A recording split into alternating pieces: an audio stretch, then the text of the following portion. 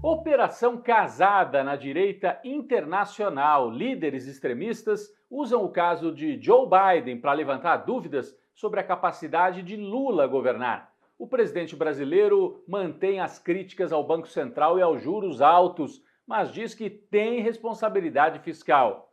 Bolsonaro é indiciado pela Polícia Federal por 3 crimes no caso do roubo de joias. E as batalhas eleitorais na França e na Inglaterra mostram que a fórmula liberal está em crise no mundo. Eu sou o Rodrigo Viana e esse é o Tempero da Notícia, que está começando agora.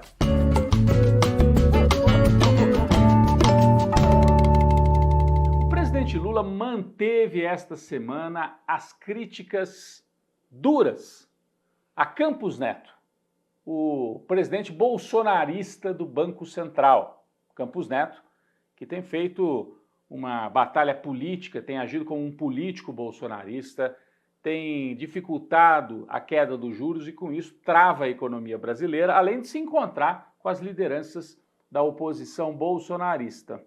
Lula exige que o Banco Central reduza os juros, porque não há motivo para os juros brasileiros estarem assim tão altos. Mas essas críticas geraram, segundo a imprensa tradicional, a subida do dólar, geraram ruídos, como se diz no mercado.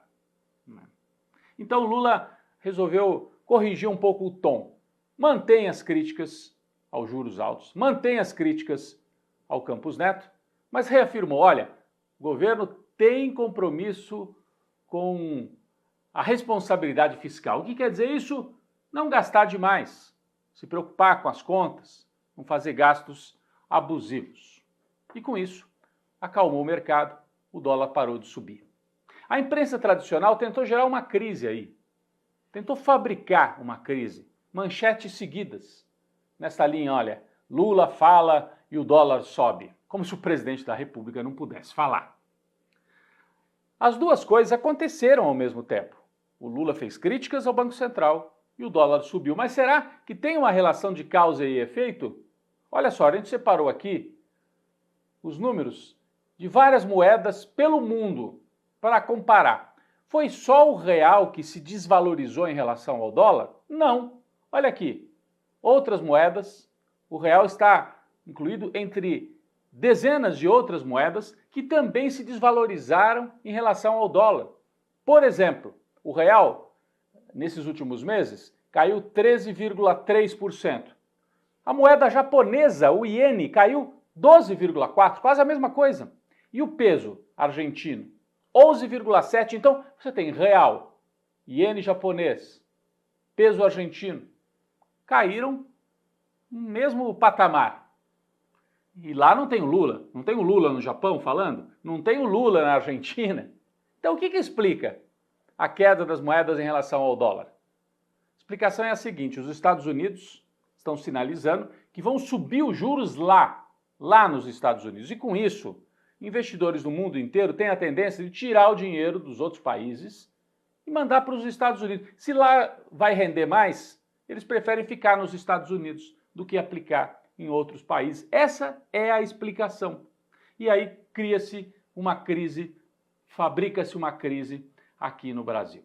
Bom, os ataques, essas manchetes todas, essa crise, indicam que setores neoliberais, setores de extrema-direita também estão em guerra total com Lula. O objetivo é controlar o nome que ele vai indicar para o Banco Central no lugar do Campos Neto. Vocês sabem que o Campos Neto foi indicado pelo Bolsonaro e pela regra aprovada, o Bolsonaro indicou e o Campos Neto ficou no governo do Lula. Agora, no final desse ano, o Lula vai indicar um novo presidente. E o mercado financeiro quer alguém alinhado com o mercado para manter juros altos, que é o que interessa para a turma da grana. Juros mais baixos interessam, porque aí o dinheiro vai para produção, para investimento, gera emprego. A turma que vive só de juros não quer. Quer um presidente do Banco Central alinhado com o mercado financeiro.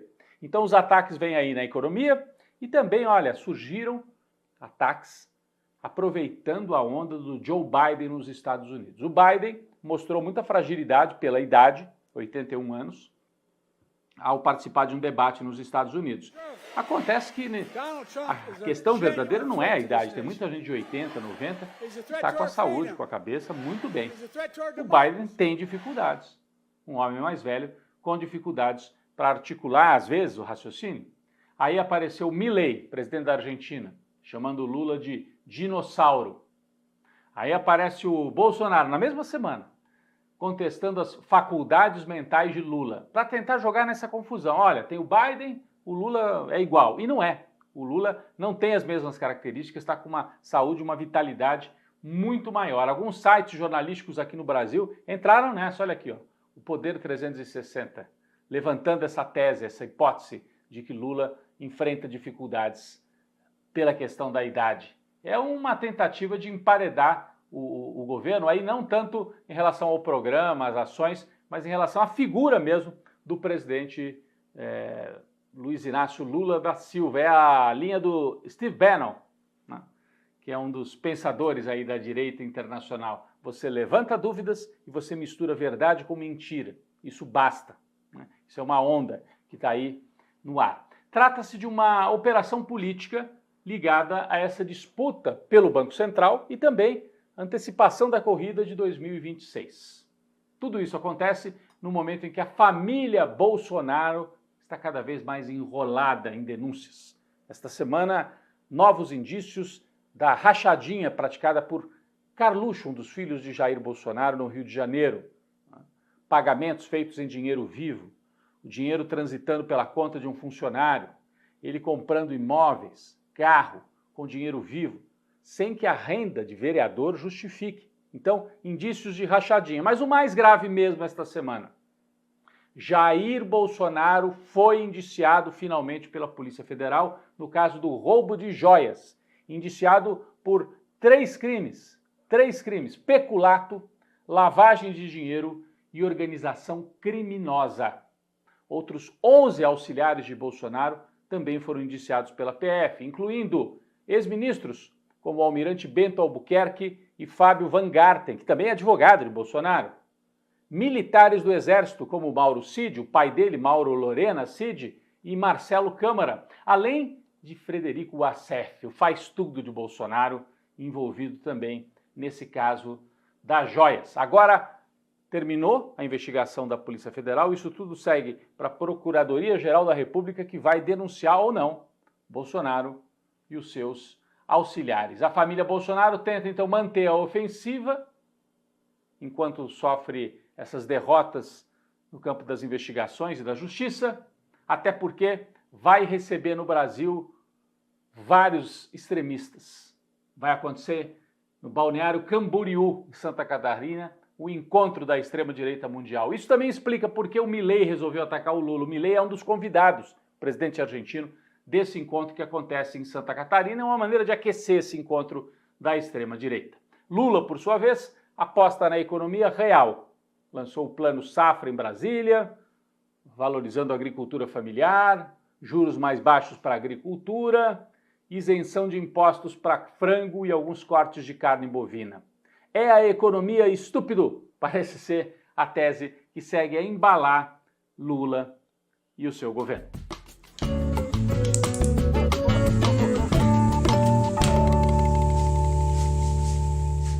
Quem vai para a panela de pressão esta semana são os setores que seguem esse modelo neoliberal que está em crise no mundo.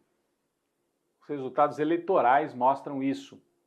Vejam só, na Inglaterra, acabou de ter eleições, o Partido Conservador, aquele que vem desde a época da Margaret Thatcher e tal, teve a maior derrota desde a Segunda Guerra Mundial. Eles seguem austeridade, modelo fiscal rígido, tudo que a turma quer que o Lula siga aqui no Brasil.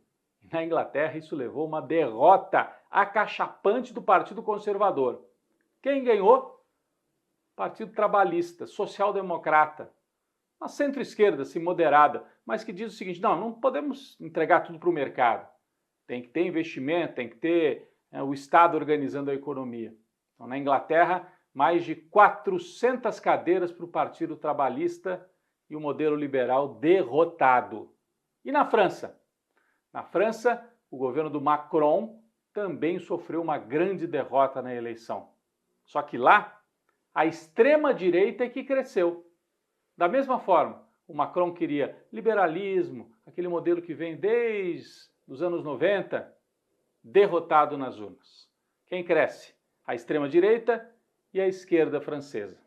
Tudo isso indica que o Lula não deve mesmo aceitar esses limites que estão sendo impostos aí pelo mercado. Senão ele vira um Macron brasileiro. E o Lula não tem esse perfil. No mundo, quem tem conseguido evitar o avanço da extrema-direita são setores da esquerda moderada. No México foi assim, na Espanha, agora na Inglaterra. E mesmo na França, a esquerda se une para derrotar o liberalismo e para impedir que no seu lugar venha um modelo autoritário da extrema-direita. Esse modelo neoliberal está sendo imposto ao mundo desde os anos 90, entrou em crise. Não tem mais como oferecer uma saída para o mundo ocidental. Ele vai para a panela de pressão e a gente fica atento, porque no mundo inteiro tem que se criar novas alternativas para que a extrema-direita não cresça nesse vazio, para que a gente evite o autoritarismo. Modelo neoliberal na panela de pressão e em crise no mundo inteiro.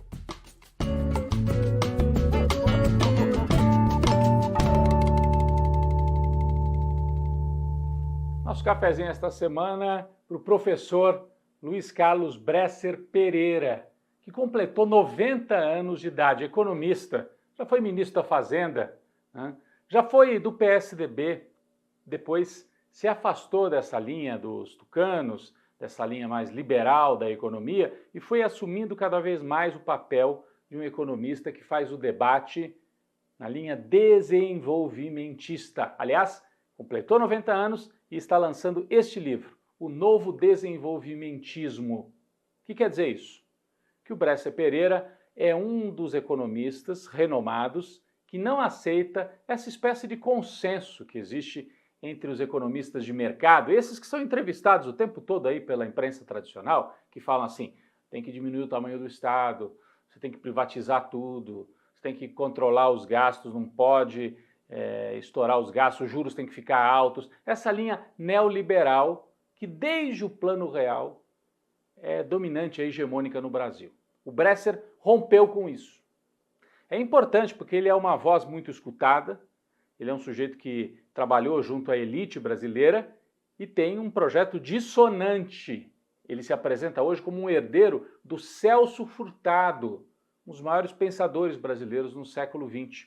O Bresser, então, está lançando esse livro em que ele traz os fundamentos do que seria um novo desenvolvimentismo para o Brasil. O papel do Estado, investimento público. Sem isso, não há desenvolvimento. Aliás, essa é a história brasileira, né? A burguesia brasileira, muito vinculada às teses que vêm de fora, pouca raiz aqui com interesse nacional, e o Estado é que tem conduzido esse processo de desenvolvimento. O Bresser também defende a necessidade de reindustrializar o Brasil e não entrar nessa de tem que abrir o mercado, tem que ser tudo... Não, se você abre totalmente o mercado, você não desenvolve o Brasil, né? Um país tão grande não pode se ver desta forma. Tem que ter uma economia protegida, né, por tarifas, pelo Estado e com um projeto nacional. Um cafezinho especial para este economista, esse professor que chega aos 90 anos com a coragem de travar esse debate e com um livro novo que defende todas essas teses.